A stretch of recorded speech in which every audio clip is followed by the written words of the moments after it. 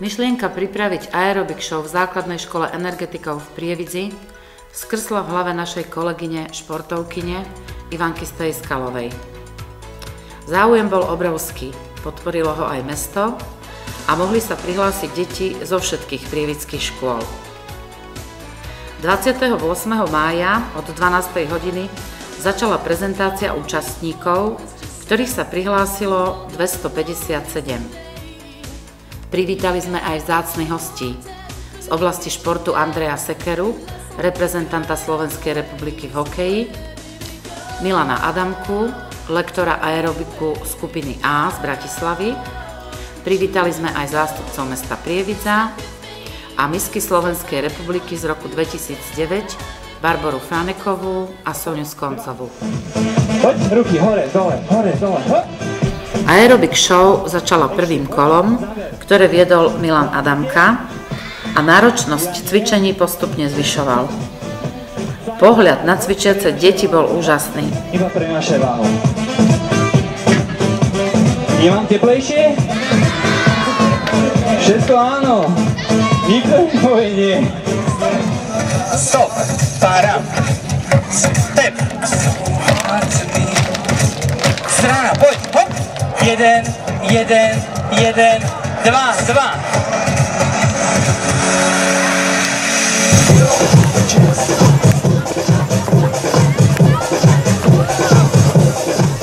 Druhé kolo viedla naša Ivanka. Bolo podstatne náročnejšie, obsahovalo prvky kickboxu, ale deti to zvládli. Pojíme!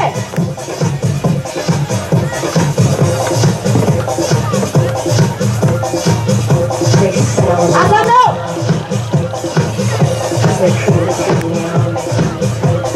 Jo!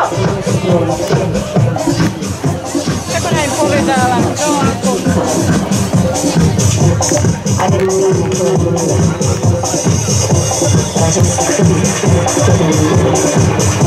Sami! Poď!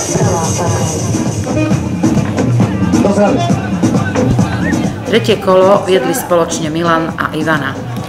V tomto kole sa zapojili aj rodičia, aby podporili svoje deti.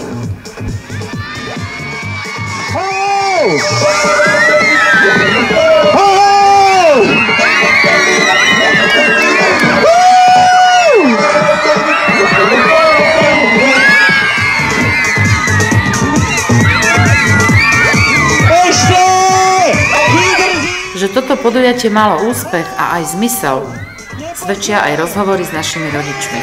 Veľmi sa mi to páčilo, že ste sa zapojili a teda chcem sa pýtať, ako sa vám cvičilo? Dobre, pri mojej dcere vždy dobre. Ona ma vie viacovať. A čo by ste chceli oceniť na tomto podujatí? Na tomto podujatí? Áno. No, to, že sa zapojilo toľko detí, lebo v dnešnej dobe deti nemajú veľký záujem o nejaké takéto akcie. A je to prvý ročník, dúfam, že to bude aj ďalší. Všimla som si, že ste prišli nielen niekoho podporiť, ale si aj sama zacvičiť. Áno. Takže aký máte z toho celého pocit? Dobrý. A myslím, že to dosť deti mali ako ťažké zvládnuť všetky 3 kola. Nestačilo to jedno kolo, ale som zase rada, že im vyšlo počasie. A myslím, že to je veľmi dobrá akcia. Vydarila sa počasie, vyšlo. Myslím, že aj tí, čo to uvádzajú a všetci, čo sa na tom podielali, myslím, že majú veľkú zásluhu na tom, aby niečo vlastne táto škola aj dokázala, aj sa trošku presadila, že robia niečo mimo školy, nejaké mimo aktivity. Rada by som sa vás opýtala, či máte pocit, že venujete svojim športovo nadaným deťom dostatok času a priestoru na ich rozvoj? Áno, ja si myslím, že áno. Táto posledná hodina! Plávajú obidvaja, hrajú futbal, cvičí aerobik. Myslím si, že to aj gymnastika. Pani učiteľku, babku, starku, súrodenca, dobrá! Od malička vlastne my ich vedieme k športu, tak ako mimovoľne chodia plávať, na futbal chodia, tak sa zapájajú aj v škole a sme veľmi radi, že pani učiteľka Stejskalová takéto niečo urobila, dneska chodí pravidelne na aerobik a že takto si môžeme aj pozrieť, že deti viaceré, že sa snažia a veľmi sa nám to páči, takéto voľačo. A teraz, čo vidíte na ploche, cvičiť naše deti, aký máte z toho dojem? To je, no, akože ľúbi sa mi to, pekné je to. Že treba akože mládež takto zapájať Čiže oceňujete takýto Oceňujem to, prístup. áno, pravda, že... Hej, a prečo ste prišli podporiť toto podujatie? No mám tu vnúka. Máte tu vnúka, takže držíte palce vnúkovi, aby vydržal až do konca. Áno. Tak vám ďakujeme veľmi pekne. 121. Myslíte si, že naša škola robí dosť takých aktivít, aby sme podnietili deti športovať? Myslím, že áno. 121. Ja neviem, či sa do toho rátajú aj krúžky, aj také. Naše deti sem chodia už dlho, už tretie. A ja som spokojná. Aj krúžky, aj tieto všetky aktivity, čo sú tu, čo boli ten deň rodiny a tak. My sme sa, aj ja teda, môžem povedať za seba, som sa zapojila a mala som z toho dobrý pocit. Takže dobre mi bolo. Aj teraz som si zacvičila.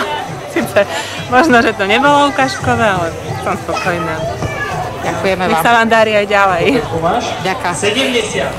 Máte pocit, že to dnešné popoludne bolo pre vás príjemné? Áno, určite áno. Veľmi pekné, hlavne pre deti. Aj keď ešte nie sú školáci, ale pre obidvoch určite zaujímavé. A tá symbióza rodičia a deti, ako to na vás zapôsobilo, keď tancovali aj mamičky? Výborné, keby to bolo každý týždeň.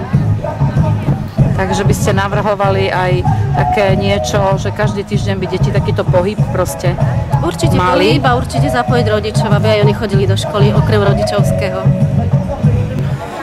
Dobrý deň, pani riaditeľka. Rozprávali sme sa s mnohými rodičmi už a máme z toho taký pocit, že veľmi oceňujú toto podujatie a že dnešné popoludne strávili veľmi príjemne.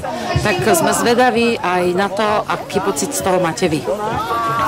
No ja si myslím, že je to úžasné podujatie, je to prvý rok a myslím si, že sa to vydarilo v spokojnosti nás všetkých, hlavne deti. Takže máte taký vnútorný pocit veľmi uspokojivý. Veľmi uspokojivý. Som nesmierne rada, že mám také kolegyne, ktoré dokážu vymýšľať pre naše deti takéto podujatia.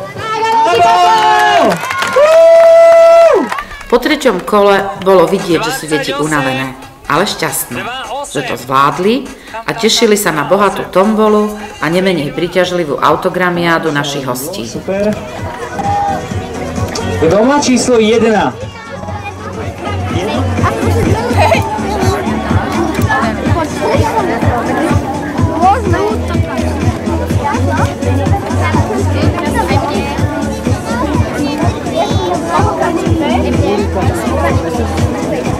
Určite máte veľa takýchto už prežitých vecí s deťmi za sebou vo vzťahu k aerobiku a nedá mi neopýtať sa, že čím bol ten dnešok pre vás možno výnimočný a iný? No možno mi neveríte, ale toto bola moja prvá akcia takáto, detská a musím povedať, že bolo to úplne úžasné a musím povedať, že tá atmosféra, ktorá tam bola, mi pripomínalo možno najväčšie aerobikové kongresy, ktoré boli vo svete alebo niekde. Ako fakt strašne sa mi páčilo, ako to prežívali, ako si to užívali, bolo to veľmi pekné.